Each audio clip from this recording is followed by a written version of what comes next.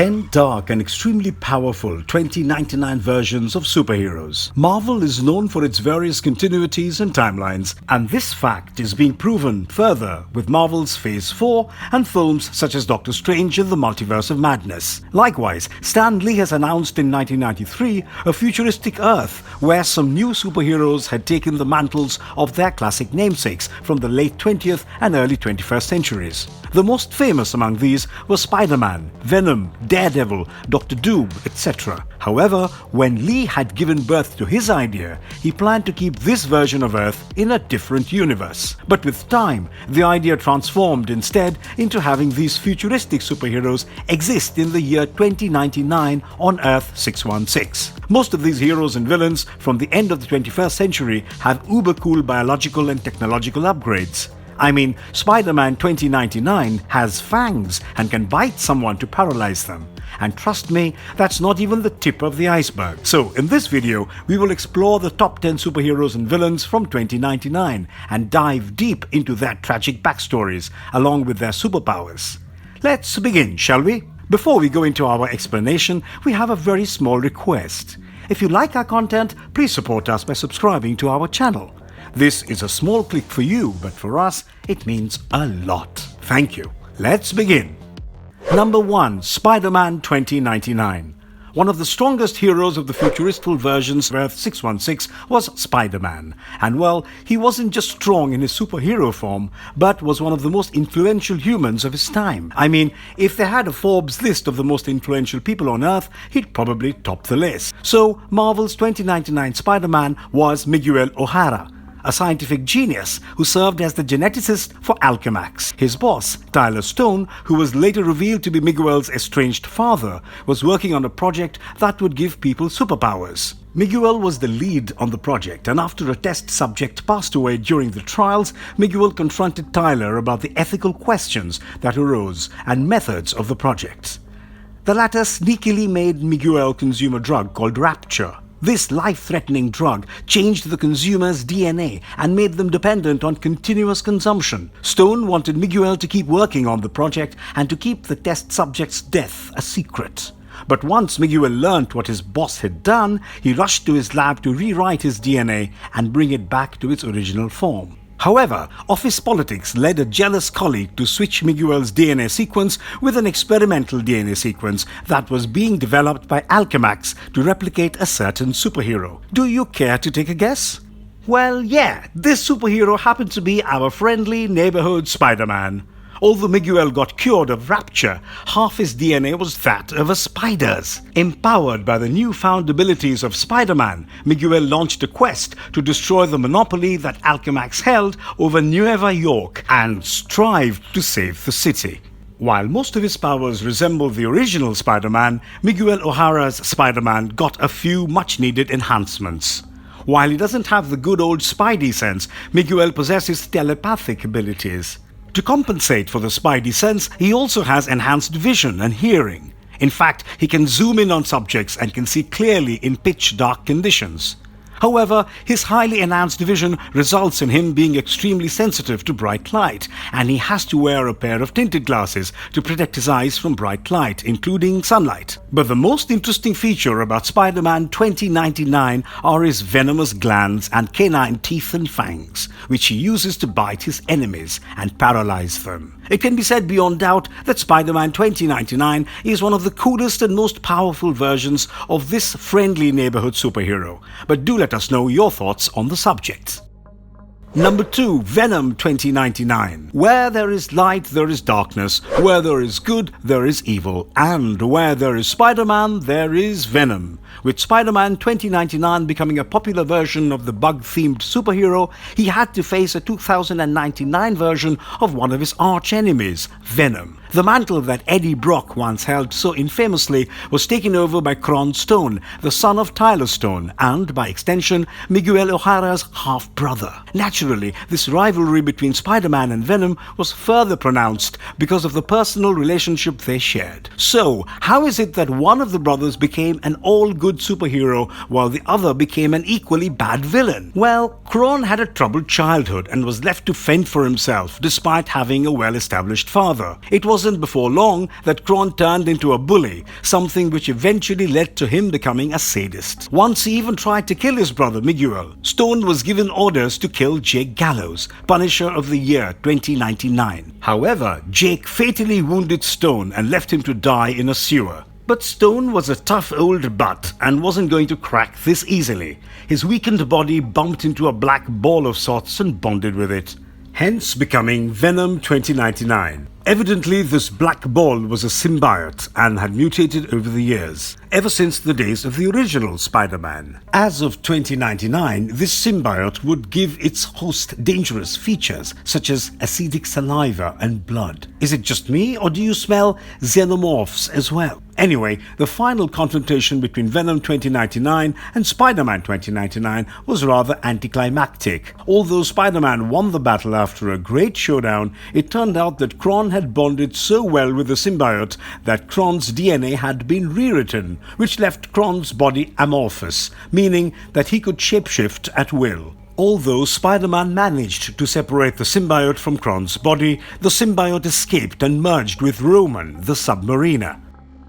Number 3. Punisher 2099. As we mentioned in the previous entry, Kron Stone attempted to kill Jake Gallows, who later on became the Punisher. In the year 2099, the police and prison system had undergone drastic changes, so much so that even the police force had been privatized, and Jake Gallows worked for a force called the Public Eye Police Force. Furthermore, his deity was Thor himself, and he was a member of the Church of Thor, a group of people who worshipped the Norse god. His family, including his mother, brother and sister-in-law, were slain by Kron, while Gallows was grievously injured. After his recovery, Gallows came across the journal of the original Punisher, and its last page read the words, "You who find this, I charge you to carry on my work." Gallows took it as a challenge and motivation in his fight against Kron Stone and the corrupt system. He took up the mantle of the Punisher and started to walk the path of justice that went right through Kron. Upon his confrontation with Kron, Jake slowly stuck a knife into the sadistic man and threw him into the sewer, believing that Kron had died. In his later life, Jake would go after several groups of people such as organ thieves and people who used their money to bypass the law. But he'd also protect those who couldn't protect themselves, or those who were too poor to hire private police. Oftentimes, he partnered with Matt Axel, his technologically minded friend. In the year 2099, the concept of prison had been abolished, and criminals would be injected with certain chemicals that would shorten their lives by a desired number of years. Under these circumstances, Gallows built his own prison underneath his house. Although Jake Gallows didn't have any superpowers as such, his sheer indomitable will to fight against injustice and his crooked sense of righteousness made him a force to be reckoned with, and one of the most interesting heroes of the Marvel Universe. Number 4. Ghost Rider 2099. Despite not having enough representation in the Marvel Cinematic Universe, characters like Ghost Rider and the Punisher were one of Marvel's most popular and financially lucrative characters. And when the opportunity presented itself, the creators didn't shy away from creating Ghost Rider 2099 in the form of an expert hacker named Kenshiro Cochrane. He was a part of a group of hackers called the Hotwire Martyrs, who hacked into a trunk line and copied some heavily encrypted data. However, they got attacked by a violent gang called the Artificial Kids. They killed most of the members of Kenshiro's group and pursued him as well. In what seemed to be his apparent end, Kenshiro downloaded his consciousness into cyberspace. Although he soon passed away because of a poisoned fletchet, his consciousness was found by a group of machine intelligence in a realm of cyberspace that was called Ghostworks. These rogue machine intelligence believed that the human race was heading to their ultimate doom because of their absolute dependence on technological infrastructure. The only way to save humanity was by sending an agent with the right temperament and zeal to serve as the harbinger of change. Kenshiro's anarchist sensibilities and vengeful rage made him the perfect subject. Soon, Kenshiro's consciousness was downloaded into a warbot named Cybertech 101, which was laced with advanced nanotech weaponry, camouflage capabilities, and a self-repair system. But before Kenshiro could hit the streets in his new avatar, he had one more thing left to do. He used his robotic body's holographic feature to create artificial flames around his skull.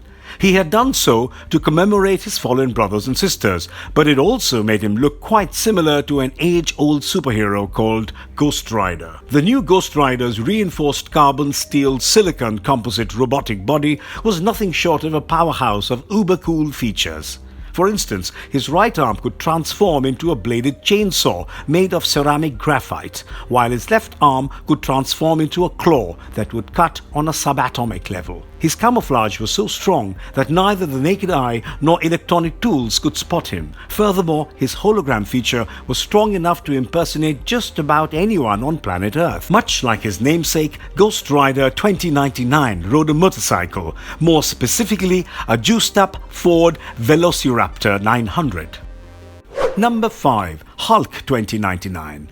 Well, Hulk 2099 followed a much different approach than his namesake from the main timeline. In the 2099 version, John Eisenhart, the man who later became the Hulk, was not a scientific genius or the world's greatest expert on gamma radiations. In fact, he was a studio executive who worked for a firm called Lotus Land Productions. He was tasked with researching a group called Knights of Banner, who were vagabond worshippers of the Incredible Hulk. During his investigation, he learned that the Knights of Banner had been experimenting with gamma radiations to recreate the Hulk. However, when they refused to give the rights of their story to John, he became enraged, and in a fit of vengefulness, he reported the Knights of Banner to the cops. The confrontation between the cops and the members of the Hulk cult turned violent, and the Knights were either being slaughtered or captured. Guilty over his recent activities, John joined the cause of the Knights. However, a young boy named Gawain set off the gamma ray devices in a bid to end the tussle between the cops and the Knights. It wasn't long before that John found himself in the middle of the resulting explosion and was subjected to huge levels of gamma radiation. He transformed into the Hulk and put an end to the battle. Funnily enough, Lotus Land Productions later sent him on a mission to find out more about a mysterious monster in the desert, who turned out to be none other than himself. Much like his namesake, John Eisenhart was nearly invulnerable, and his physiology was equipped with a healing factor. He could leap hundreds of miles in one jump, and his powers only increased with his rage. Unlike the original Hulk, John possessed razor-sharp claws and deadly fangs that could even penetrate steel. However, the most pronounced difference between Hulk and Hulk 2099 was their psyches. While Bruce's Hulk became an almost mindless beast, Eisenhart's transformation made him more and more heroic. Bruce Banner, in his human form, was a courteous and humble man, but Eisenhart's encounter with all the gamma rays turned him into an aggressive and sour human being. Number 6. Moon Knight 2099. Moon Knight left the desert of obscurity and landed in the meadows of fame after the recent live-action show starring Oscar Isaac. However, Moon Knight was still a famous and interesting character in the comics. And when it was time to create some interesting heroes in a futuristic Earth, Moon Knight couldn't stay far behind. According to the comics, the Moon Knight of 2099 was a woman named Tabitha who took up the mantle and fought crime. She joined hands with a few other vigilantes and hid in the Sanctum Sanctorum of Doctor Strange and other sorcerers. Tabitha expelled a demon possessing the Sorcerer Supreme by using the Soul Sword, or the sword created by the very life force of a mutant sorceress named Ilyana Rasputin, who was also the ruler of the Limbo. It's evident that Tabitha was not only a skilled warrior, but an intelligent human. Furthermore, she was responsible for the protection of the innocent and the punishment of the guilty in Attilan, which was a lunar city. Ravage 2099. Paul Philip Ravage, who'd later become a new superhero named Ravage, was born with a silver spoon, but that didn't remain the case for long. Although he became the CEO of a subsidiary of Alchemax, he was framed for a murder he didn't commit. The reason was simple. Ravage had been asking too many tough questions regarding his company's operations and the violent methods that were put to use. Now a fugitive, Ravage armed himself with a blaster, a cog, and a Kevlar vest, and served as a pseudo-mercenary. In fact, he also got two sidekicks in the form of an orphan named Dak and his former secretary named Tiana.